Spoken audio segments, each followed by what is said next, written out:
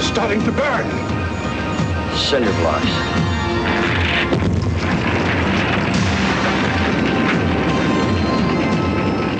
He's right, the blocks are starting to burn.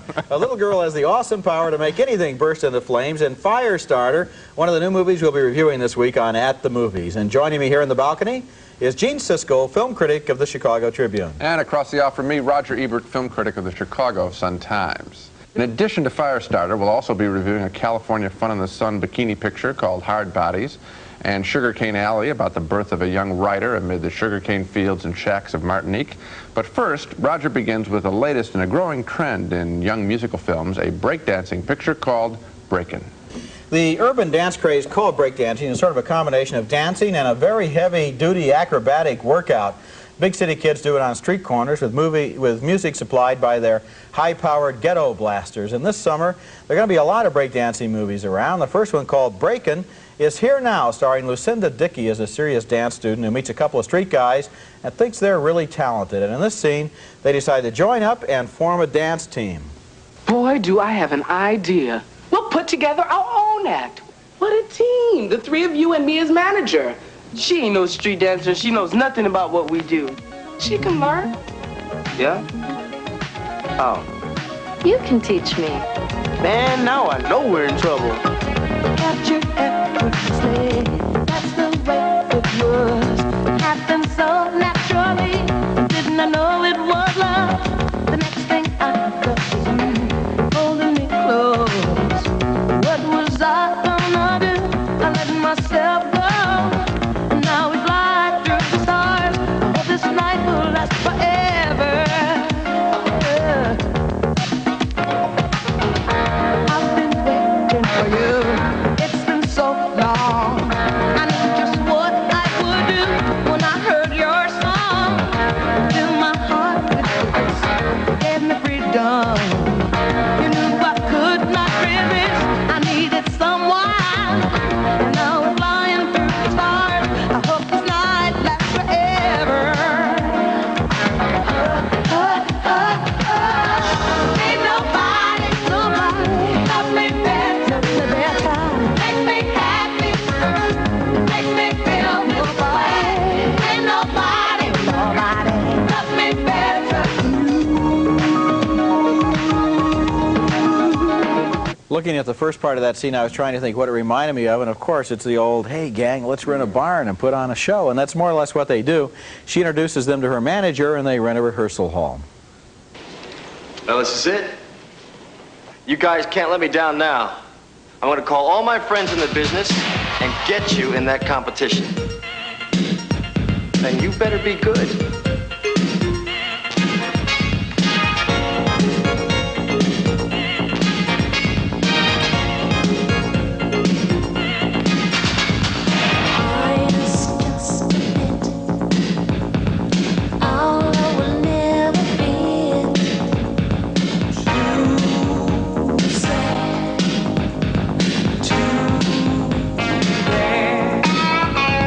Just see these kids. That's all I wanted you to do. Just see them, and then you'll know.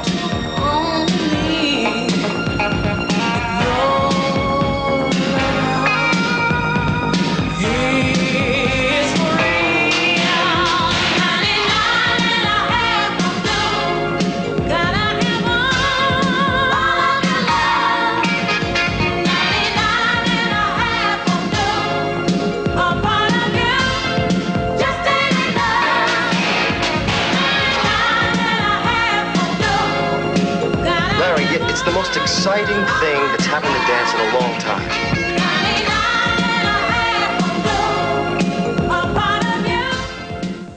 Those other dancers are named Shubadoo Keonis and Shrimp Chambers. There's a lot in this movie about how you have to have a street name. I guess Shubadoo and Shrimp are their street names, and they name their girlfriend their Special K.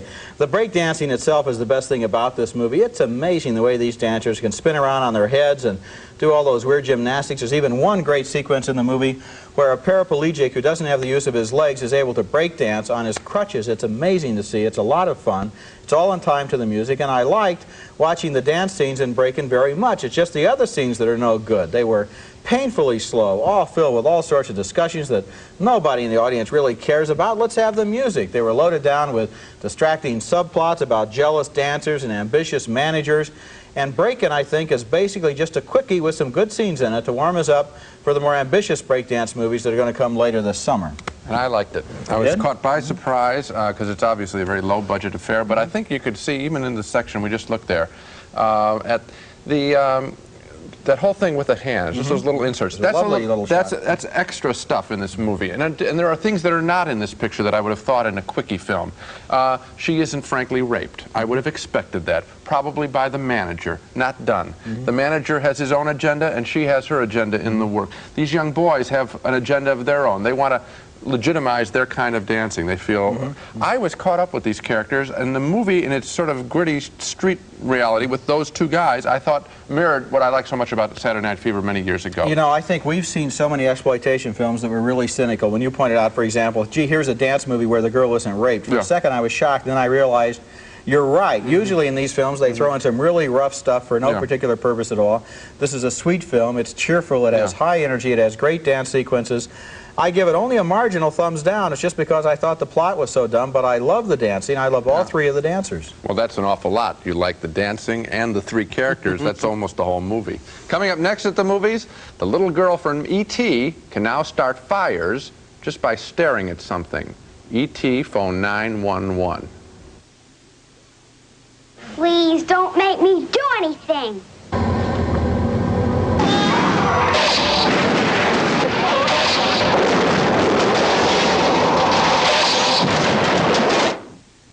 Firestarter is the latest movie from the Stephen King film factory. In goes the hit book. More often than not, out comes the bad movie. And in the case of Firestarter, a very bad movie. The story of a little girl who has pyrokinetic powers, which means that she can start fires just by looking at something or someone. She's sort of a Carrie-like character. Flambe. Firestarter stars Drew Barrymore as the Firestarter, and in this scene, it's typical of the movie, with the sweet-faced little girl from E.T. being forced here to turn on her flame power when she is threatened by government agents who want to use her as a secret weapon. Hi, Andy.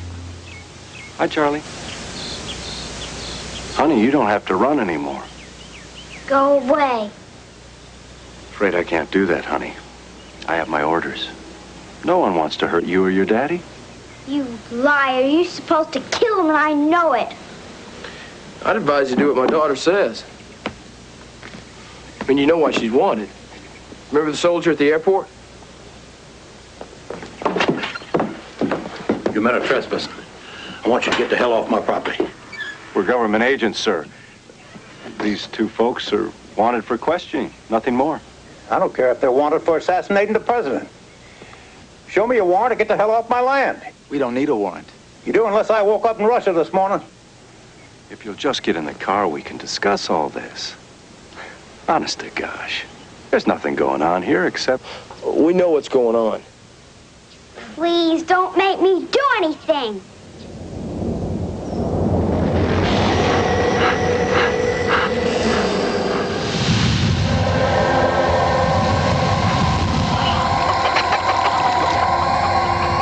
Get out! Don't you understand what she's doing? Can't you feel it? Don't be stupid. If we could only discuss this, please. Watch it, Andy, watch it! Not the girl! Not the girl!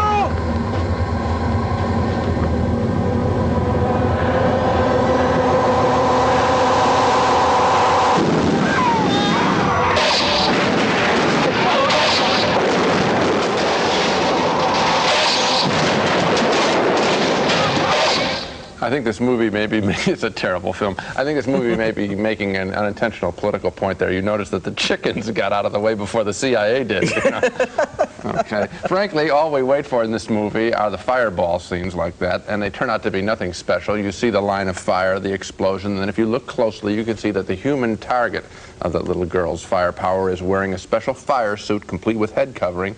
It's not well camouflaged stunt work, so even the sadists in the audience, hoping to see somebody fried, they won't even enjoy Firestarter. In the good Stephen King movies, like The Dead Zone, where you had Christopher Walken, you really sympathize with his character and with the problems of having this strange psychic power. Very good point. In this movie, it's simply a gimmick. Yeah. The girl narrows her eyes, somebody goes up in flames, the government scientists run around like crazy, and then we repeat it all again, with the additional very unsavory element of the George C. Scott character, who is apparently a child molester. And then they rewrote all of his dialogue so you don't know quite what he's talking about. Yeah. And he likes to break noses, I know. Yeah, and he wants to break that little girl's nose, and I could have done without that speech. And indeed, the whole movie just seemed to me like lots of sensational scenes in search of something to be about. And another example of what you're talking about, of not giving the girl the character, go back to Carrie, which is, this film is basically a quickie ripoff of. The character of Carrie, played by Sissy Spacek, was worthy of getting an Academy Award nomination, and she was a fully realized character, and her wrath made sense. Here, it's just, you know, freak show because it's a little girl. And I really felt sorry seeing this little Drew Barrymore, who was a cute little girl, saying a lot of mean lines, unhappy lines. Just unsettling film. Just a special effects picture. Coming up next at the movies, Hard Bodies, about how to pick up girls on the beach, assuming that both you and the girls are very, very stupid.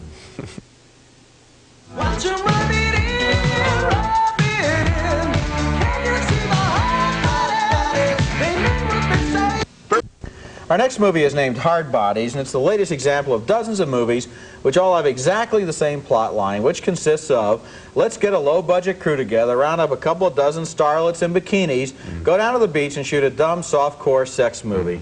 You can usually spot a movie like this because all of the adult extras in the movie look like they're either investors in the movie or the director's relatives. In Hard Bodies, the story is about three middle-aged businessmen who rent an apartment on the beach and then hire a beach bum to teach him how to pick up girls. Here's one of his brilliant lessons.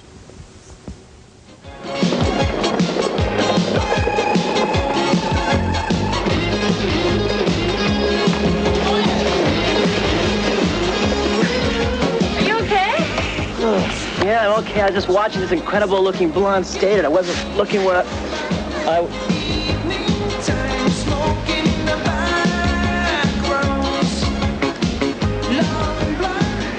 Oh, God. Oh, wow. Oh. I am really embarrassed. I can't believe I just said all that. I am really embarrassed. You were really watching me when you tripped. I started watching you all the way up the beach over there. You are absolutely beautiful. You're a model, right?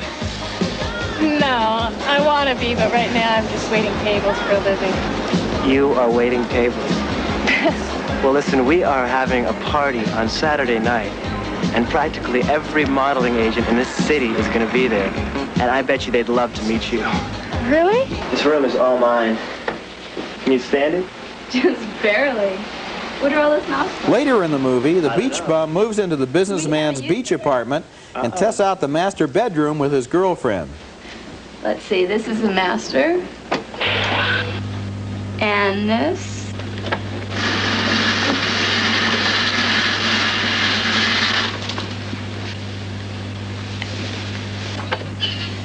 Whoa. Whoa! And now for some motion.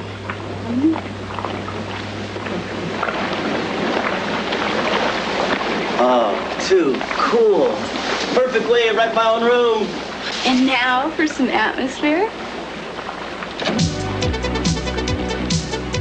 Oh, fuck. It's always interesting to watch the behavior patterns of people whose mutual IQ is 29. Hard Bodies contains a couple of good laughs, but that's not enough for a full-length movie. It also contains a lot of good-looking girls, but here's the problem I had with them. None of the female characters in this movie are ever allowed to be people or to have individual characters of their own. That guy's girlfriend in that last scene probably comes the closest, but most of the women are just walk-ons and sex objects. There's an all-girl rock band in this movie that has a lead singer who looks like she'd be the most interesting person on the beach, but does she get to be a character? Not a chance. The screenplay gives all the dialogue to three boring middle-aged businessmen. What a shame. Hard Bodies is advertised like a teenage movie, but it looks to me more like it was made by boring middle-aged businessmen for boring middle-aged businessmen. Yes, it's true, because the film does leer a lot, and it also gets away from its very fun beginning. You know, I get quite optimistic when I see the bikini shots on the beach. I think I'm going to finally get a good summertime picture, and then this thing just sort of sunk into that same trough of fat old men, looking at cute young girls. I don't know why they had to go that direction, and then it even falls further into just slapstick at the party and people falling into I like the first 10 minutes too. They had one great sight gag, and they used it even before the titles. They were so eager to get it in, and I'm thinking, hey, maybe this movie will be funny. I would like to see a high-energy, amusing, entertaining beach party picture. If they would only make one instead of this junk. Yeah, too bad. Coming up next at the movies, the story of how a young kid makes his way out of total poverty.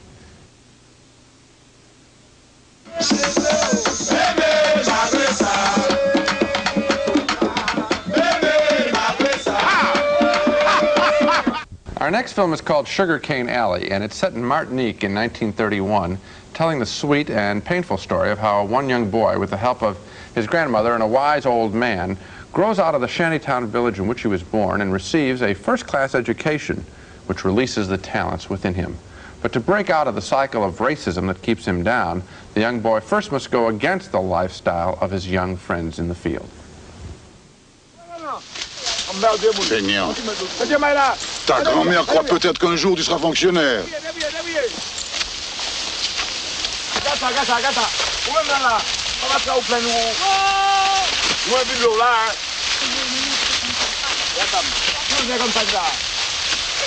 Tu n'as pas honte? T'aimes bien bonne paye comme les bonnes personnes, bec quéquette, venons regarder le bec sec. Mais dis madame, faut donner avec moi.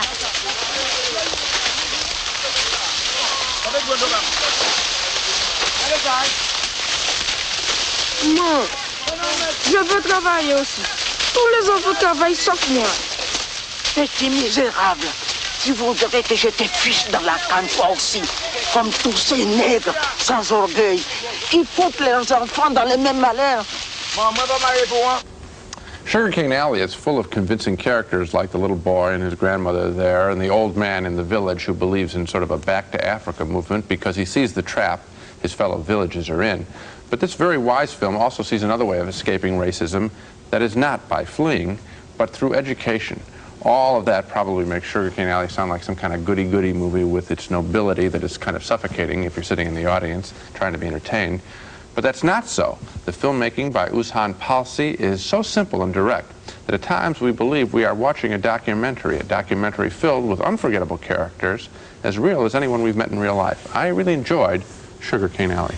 I really liked it too. I think it's one of the best movies I've seen in a long time, and it came right out of left field. I hadn't heard too much about it. I went to see it and I thought, this is really interesting. This is not just a romanticized view of life 50 years ago, and it's not simply a Horatio Alger rags to riches story. It's very specific. It shows the situation that the character was in, what happened to him, what he did, what his grandmother was able to do, and also how luck played a part too, and how he's able to look back on these people with love and with appreciation. It's a good movie. Yeah, it has a very hard edge to it too. As sweet as it is on the boy, it is uncompromising in its view of the racism that keeps these people in their place, and it is one of these amazing cases where you see, why does someone make it and other people don't? The luck, the good fortune, and the care that goes into someone making it. It's a real good movie. And now let's take another look at the movies that we've already reviewed on this program. We had a split decision on Breakin, the breakdance movie. Gene liked its energy and spirit. I did too, but I thought the dance sequences marooned inside a really dumb plot. 2 thumbs down for Firestarter, the latest Stephen King thriller, the disconnected story of that little girl who can start fires with her mind. And 2 more thumbs down for the moronic comedy Hard Bodies, in which the characters' bodies were not quite as hard as their heads. Finally, 2 thumbs up for Sugarcane Alley, a really good movie, the story of the childhood and young manhood of a boy who grows up in a shanty town in Martinique. And I think that's the one that we both feel the most strongly about this week. And I'd say take a shot on Breakin' too. Well, that's it for this week. Next week at the movies, a special show devoted to the films of 36-year-old Steven Spielberg, the most popular filmmaker working today. We'll take a look at scenes from Jaws, Close Encounters of the Third Kind, E.T., Raiders of the Lost Ark, what a list, and also the new Raiders movie called Indiana Jones and the Temple of Doom, as we try to discover just what it is that Steven Spielberg knows that the other filmmakers working today don't know. Don't look at me though, look right off camera. Yeah. Scary. That's next week, The Secret of Spielberg, and in 2 weeks we'll review Indiana Jones and also Robert Redford in The Natural. And until then, we'll see you at the movies.